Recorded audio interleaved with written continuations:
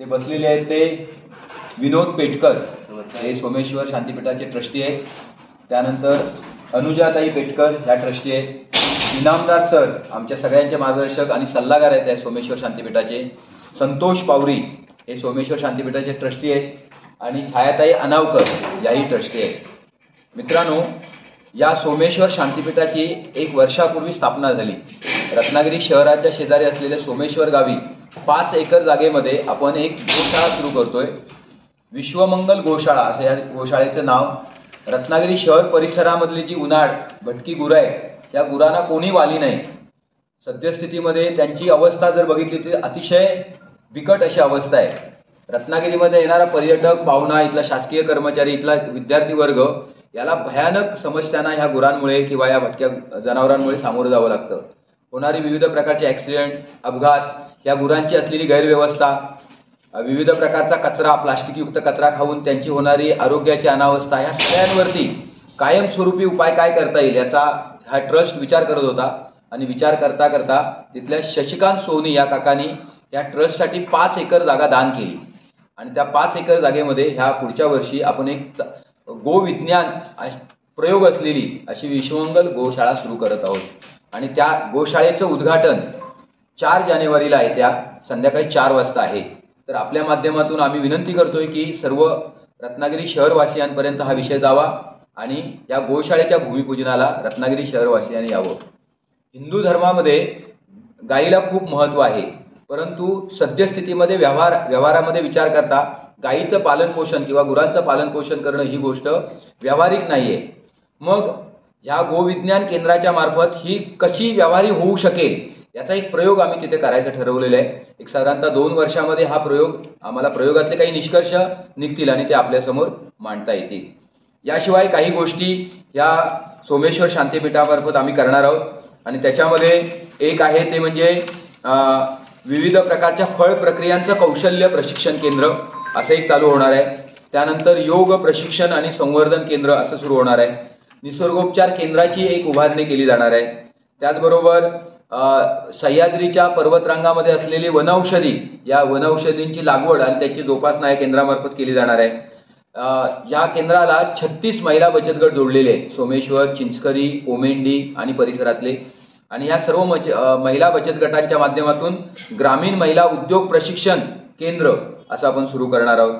तर अशा सगळ्या बहुआयामी विविध प्रकल्पांची निर्मिती या सोमेश्वर शांतीपीठाच्या मार्फत केली जाणार आहे. तर ह्या सगळ्या गोष्टींना आपण आपल्या मीडियाच्याद्वारे सर्व समाजापर्यंत ह्या सगळ्या गोष्टीला पोचवावं अशी या निमित्तानं पत्रकार परिषदेमध्ये मी आपल्याला सगळ्यांना विनंती करतो. यानंतर इनामदार सर आणि पावरी यांना विनंती करेन की या संदर्भात त्यांनी त्यांचं मनोगत व्यक्त करावं. चांगलं ट्रस्ट रत्नागिरी उभा राहतोय, सोमेश्वर शांतीपीठ रत्नागिरी. आणि याची उद्दिष्ट जी आहेत ते एक रत्नागिरीला भोजनाव आहे. त्या 5 एकर जागेमध्ये आमचं विज्ञान केंद्र चांगल्या पद्धतीनं, म्हणजे सायन्स जिल्हा मंडळात मी अध्यक्ष असल्यामुळं आणि इतर आणखीन बऱ्याचशा गोष्टी, आणि हे मंडळ उभं करताना आम्ही भेटी दिल्यात पुणे, मुंबई अशा ठिकाणी की जिथं गोशाळा चालवल्या जातात त्याची पूर्ण माहिती घेऊन. आणि या माहितीच्या आधारे आणि येथील तज्ज्ञ मंडळी आदरणीय पावरीसाहेब आहेत, आमचे आयरे सर आहेत आणि इतर ज्या रत्नागिरीमध्ये जे जुने जाणकार, आम्ही परवाच प्रभुणे यांना भेटून आलो, गिरीशजी प्रभुणे, ज्यांनी पुण्यामध्ये 1.5 एकर जागेमध्ये अतिशय मोठ्या पद्धतीने चिंचवडला एक ट्रस्ट उभा करून एक पारधी मुलांची शाळा आणि तिथं गोपालन कसं चालतं त्याची प्रत्यक्ष पाहणी करून आम्ही आलो आहोत. त्याचबरोबर इतर काही ठिकाणी जे असे उपक्रम चालू आहेत तिथं जाणार आहोत. आणि एक जिल्ह्यात आदर्शवत हे काम होण्याच्या दृष्टीनं आपल्या लोकांची मदत हवी. याच्यामध्ये आम्हाला समाजाभिमुख अशी कामं करायची आहेत. योगासन, आरोग्यासाठी, मुलांसाठी काय तिथं चांगलं काय करता येईल का, तोही आमचा विचार आहे की हल्लीच्या काळामध्ये बाल मुलांना त्यांना तिथं खेळण्याची सोय म्हणा किंवा त्यांना चर्चात्मक गोष्टी किंवा एखादी व्याख्यानमाला वगैरे अशा प्रकारचं त्या ठिकाणी केलं जाणार आहे. फ्युचर फार मोठं आहे, पण प्रयत्न करत असताना आणि ही जी मंडळी आहे, पेटकर मॅडम असतील किंवा आयरे सर असतील किंवा अनावकर मॅडम असतील, असे ट्रस्टी झोकून देणारे काम करणारे आहेत. त्याचबरोबर रत्नागिरीतली जुनी मंडळी आणि ज्यांनी ही जागा दिली, विशेष करून त्या सोनींना धन्यवाद दिले पाहिजेत की समाज बदलत असताना आपण 1 गुंठे जागा देताना विचार करतो, पण 5 एकर जागा देऊन त्या जागेमध्ये आणि आपल्या सर्वांच्या सहकार्याने त्याच्यामध्ये अतिशय चांगल्या पद्धतीचं कार्यक्रम बरेचसे सरांनी सांगितले. त्यात आणखीन थोडी बदल होऊ शकतील. वृद्धांसाठी पण काहीतरी आम्हाला तिथं करण्याची इच्छा आहे, पण सगळ्याच गोष्टी एकदम होणार नाहीत. आणि आपल्या सर्वांचा आणि आपले पावरी सरांचा जर त्यात सहभाग आहे, त्यामुळे यश येणार याची मला पूर्ण खात्री आहे. धन्यवाद.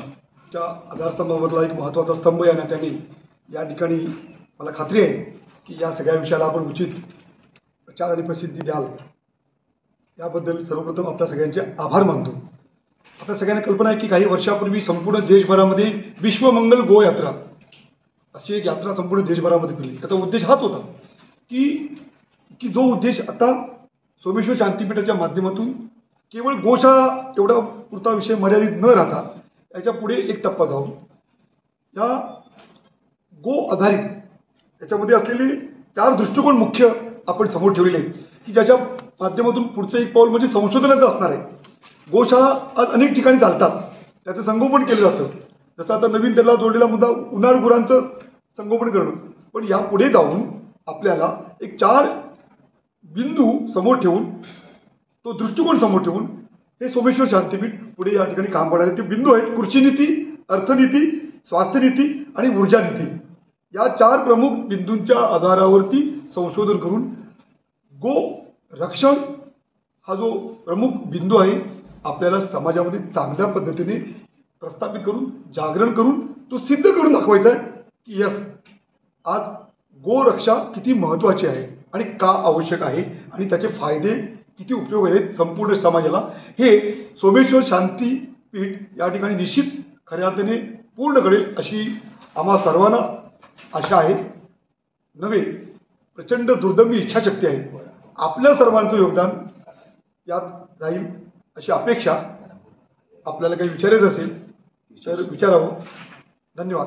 तिथे साधारणतः 5 एकराचा परिसर आहे, थोडा जंगल भाग आहे, तो साफ करणं हे पहिलं काम आहे. तिथे एक साधारणतः 12 फूट घेर असलेली एक विहीर पाडणं असं दुसरं काम आहे. आणि एक 40 बाय 60 अशा आकाराची शेड उभी करणं आणि निवासासाठी 2 खोल्या उभ्या करणं अशी 4 कामं आपण सुरुवातीला करतोय 4 जानेवारीपासून.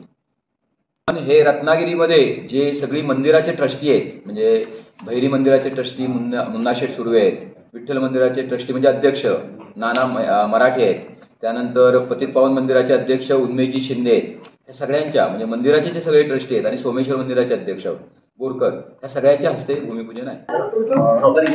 नमस्कार.